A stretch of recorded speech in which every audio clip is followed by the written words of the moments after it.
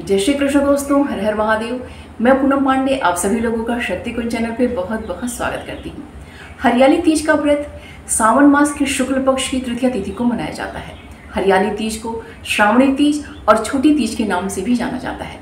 हरियाली तीज का जो व्रत है वो सुहागिन औरतें और कुंवारी लड़कियाँ दोनों ही कर सकते हैं। सुहागिन औरतें अपने पतियों की लंबी आयु के लिए, उनके अच्छे स्वास्थ्य की कामना के लिए और उनके सुख समृद्धि की कामना के लिए इस व्रत को करती हैं। और कुंवारी लड़कियां अपने शादी विवाह में आ रही विघ्न बाधाओं को दूर करने के लिए और अच्छे पति की प्राप्ति की कामना से इस व्रत को करती हैं।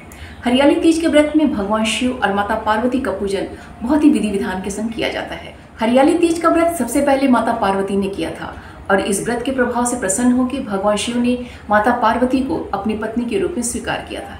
ऐसी मान्यता है कि माता पार्वती के सैकड़ों वर्षों की तपस्या के पश्चात सावन मास के शुक्ल पक्ष की तृतीया तिथि को भगवान शिव ने माता पार्वती को वरदान दिया और माता पार्वती को भगवान शिव पति के रूप में प्राप्त हुए। माता पार्वती ने भगवान शिव को पति के रूप में प्राप्त करने के लिए 107 बार जन्म लिया, लेकिन वो भगवान शिव को पति के रूप में प्राप्त न कर सकी। उन्होंने पुनः 108वीं बार जन्म लिया और अपनी कठोर तपस्या से भगवान शिव को प्रसन्न किया और सावन मास के शुक्ल पक्ष की तृतीया तिथि को भगवान शिव अति प्रसन्न हुए और माता पार्वती को पति के रूप में प्राप्त हुए। हरियाली तीज का व्रत भगवान शिव और माता पार्वती के पुनर्मिलन का दिन माना जाता है। उसी समय से इस व्रत का प्रारंभ हुआ। माता पार्वती के कहने पर भगवान शिव ने जन कल्याण के लिए वरदान दिया कि जो सुहागिन औरतें इस दिन व्रत करके भगवान शिव और माता पार्वती का पूजन करेंगी विधि विधान के संग, उनके पतियों की आयु लंबी अवधि तक बनी रहेगी। वहीं अगर कुंवारी इस दिन व्रत करके भगवान शिव और माता पार्वती का पूजन करती हैं तो उनके विवाह में आ रही सभी प्रकार की विघ्न बाधाएं दूर होंगी और उन्हें योग्य पति की प्राप्ति होगी। उसी समय से सुहागन औरतें और कुंवारी कन्याएं दोनों ही इस हरियाली तीज का जो व्रत है उन्होंने प्रारंभ किया। आइए जानते हैं कि 2024 में हरियाली तीज का व्रत कब रखा जाएगा। तो सावन मास के शुक्ल पक्ष की तृतीया तिथि का प्रारंभ 6 अगस्त दिन मंगलवार की रात्रि में 7:52 से हो रहा है और तृतीया तिथि का समापन 7 अगस्त दिन बुधवार की रात्रि में 10:05 पे हो रहा है। उसके पश्चात चतुर्थी तिथि प्रारंभ हो जा रही है। हरियाली तीज के व्रत में सुबह की पूजा का भी महत्व होता है और प्रदोषकालीन अर्थात जो संध्याकालीन पूजा होती है उसका भी महत्व होता है, लेकिन प्रदोषकालीन पूजा का विशेष महत्व होता है। तो 7 अगस्त दिन बुधवार को हमें उदया तिथि में भी तृतीया तिथि प्राप्त हो रही है और प्रदोषकालीन पूजा के समय भी हमें तृतीया तिथि प्राप्त हो रही है। तो 2024 का जो हरियाली तीज का व्रत है वो 7 अगस्त दिन बुधवार को मनाई जाएगी। 7 अगस्त दिन बुधवार की जो सायंकालीन पूजा है, प्रदोषकालीन जो पूजा है वो शिव योग में संपन्न हो रही है, जो कि बहुत ही शुभ है। 7 अगस्त को ब्रह्म मुहूर्त प्रारंभ होने का जो समय है वो सुबह में 4:02 पे है।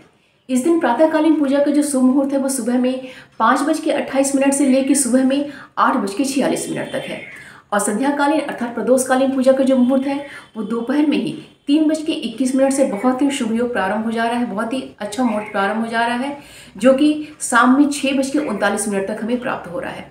तो प्रदोषकालीन पूजा आप 3:21 से लेके शाम में 6:39 तक आप अपना संपन्न कीजिएगा।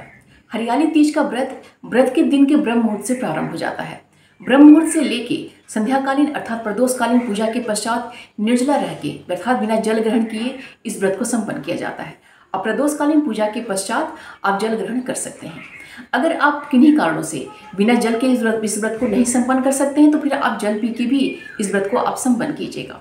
बहुत सारे लोग ऐसे होते हैं, बहुत सारी महिलाएं, बहुत सारी जो बहनें हमारी ऐसी हैं जो कि उनको डेली कोई ना कोई मेडिसिन खाना होता है या फिर अगर उन्हें चाय नहीं मिले तो उनकी सर दर्द होने लगती है।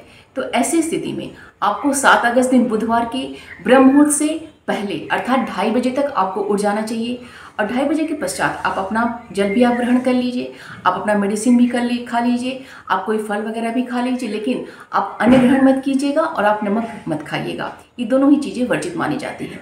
आपके जो क्रियाकलाप हैं, आपकी जो चाय पीने की, मेडिसिन खाने की और फल खाने की, ये आपको 3:30 बजे तक अर्थात 7 तारीख जो है उसके 3:30 बजे तक आपको ये अपना संपन्न कर लेना है, क्योंकि 4 बजे के पश्चात ब्रह्म मुहूर्त प्रारंभ हो जाता है। तो 2:30 बजे से लेके या 2 बजे से जब भी जैसे आपको सुविधा हो आपको 3:30 बजे तक अपना ये कार्य कर लेना है। उसके पश्चात आपका निर्जला व्रत प्रारंभ हो जाएगा और प्रदोषकालीन पूजा कर लीजिए। उसके पश्चात तो आप जल पी ही सकते हैं। तो बहुत ही आसान तरीके से इस व्रत को आप कर सकते हैं। हरियाली तीज के व्रत में महिलाएं 16 श्रृंगार करके भगवान शिव और माता पार्वती का पूजन संपन्न करती हैं और इस दिन के 16 श्रृंगार में हरे रंग को बहुत ही ज़्यादा महत्व दिया जाता है। अर्थात ज़्यादा से ज़्यादा श्रृंगार में हरे रंग का प्रयोग किया जाता है। जैसे हरे रंग की साड़ी पहनना, हरे रंग का चूड़ी पहनना, हरे रंग की बिंदी लगाना, हरा जो मेहंदी लगाना, मतलब जितना ज़्यादा से ज़्यादा हरे रंग का प्रयोग किया जा सकता है किया जाता है। इसका कारण यह है कि जो हरियाली तीज है एक उत्सव के रूप में मनाया जाता है, भगवान शिव और माता पार्वती के पुनर्मिलन के रूप में मनाया जाता है। तो चारों तरफ जो है खुशहाली का माहौल रहता है और जो हरा रंग होता है वो नवीनता का संचार करता है, एक सकारात्मक ऊर्जा का संचार करता है। और वैसे ही सावन के महीने में चारों तरफ हरियाली रहती है, तो इस दिन की हरियाली तीज के जो व्रत में हरे रंग को बहुत ही ज़्यादा प्रमुखता दी जाती है। हरियाली तीज के व्रत में महिलाएं 16 श्रृंगार करके भगवान शिव और माता पार्वती का पूजन करती हैं, कथा का श्रवण करती हैं, एक खुशहाली का जो उत्सव है उसको मनाती हैं। और 16 श्रृंगार की जो सामग्री है वो माता पार्वती को अर्पित भी करती हैं। और संध्याकालीन पूजन के पश्चात ब्राह्मण को दान दक्षिणा दे के अपने घर के बड़े बुजुर्गों का आशीर्वाद ग्रहण करती हैं। और जो घर के जो बड़े बुजुर्ग होते हैं वो महिलाओं को सदा सुहागन रहने का आशीर्वाद देते हैं और वंश वृद्धि का आशीर्वाद देते हैं। ऐसे ही कुमारी लड़कियों को भी योग्य पति की प्राप्ति का उन्हें आशीर्वाद प्राप्त होता है। तो ये जो हरियाली तीज का व्रत है, जिसे छोटी तीज भी कहा जाता है, श्रावणी तीज भी कहा जाता है, बहुत ही महत्वपूर्ण माना जाता है भगवान शिव और माता पार्वती की पूजन के लिए और महिलाओं को अपने अखंड सौभाग्य में वृद्धि के लिए। तो इस व्रत को बहुत ही अच्छे से आप संपन्न कीजिए और भगवान शिव और माता पार्वती का आशीर्वाद आप ग्रहण कीजिए। मिलते हैं अगले वीडियो में। उम्मीद करती हूँ कि यह वीडियो आप सभी के लिए बहुत ही उपयोगी होगा। वीडियो को प्लीज़ लाइक कीजिएगा और शेयर कीजिएगा अपने दोस्तों और रिश्तेदारों के संग। चैनल पर अगर नए हैं तो प्लीज़ चैनल को सब्सक्राइब अवश्य कर लीजिएगा और नोटिफिकेशन का बेल जरूर ऑन कीजिएगा। भगवान शिव और माता पार्वती की कृपा दृष्टि हम सभी पर बनी रहे, हम सभी को अखंड सौभाग्य की प्राप्ति हो, यही मंगल कामना है। मिलते हैं अगले वीडियो में। अपना और अपनों का ख्याल रखिएगा। जय श्री कृष्ण। हर हर महादेव।